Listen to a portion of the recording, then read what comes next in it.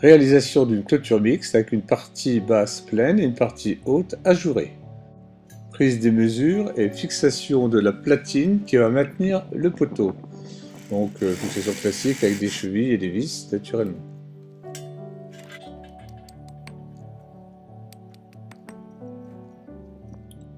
La platine ainsi fixée, on va pouvoir glisser le poteau dans cette fixation.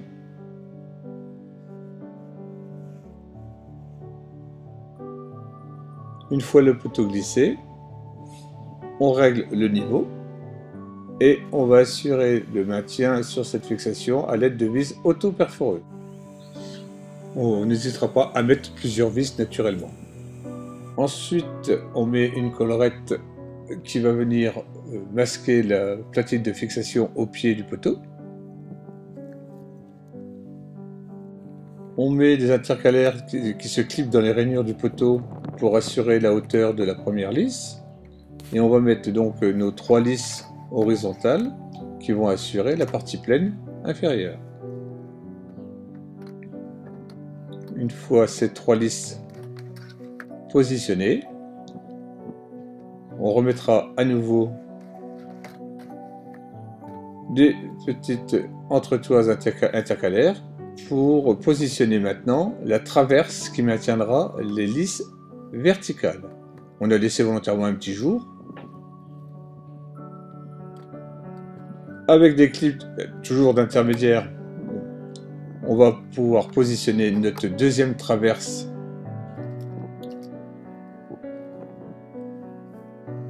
voilà. Après là, on met déjà une petite cale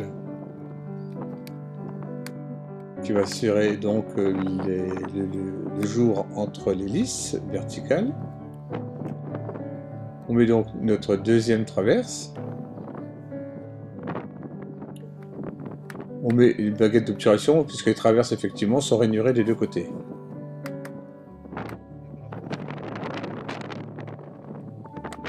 Il ne nous reste plus qu'à mettre les petits clips pour finir le poteau. Et on va positionner maintenant toutes nos lisses verticales. Alors il est fortement conseillé de mettre toutes les lisses verticales et de régler seulement ensuite l'écartement. C'est beaucoup plus simple, voilà.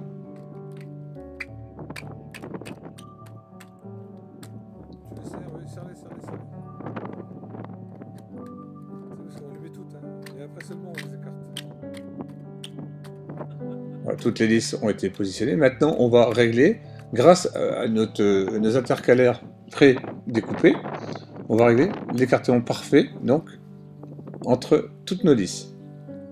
Alors, il est évident qu'il y a un petit calcul au préalable à effectuer pour répartir correctement ces lisses.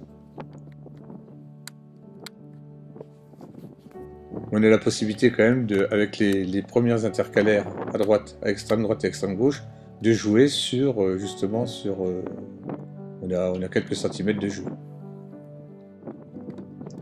Ensuite, là, on finit le poteau. Alors là, dans l'exemple, on s'est arrêté là, mais on pourrait continuer dans le prolongement, ou voire partir à 90 degrés pour finir une clôture. Il suffit de mettre le chapeau, et voilà. Une clôture terminée d'une façon très simple.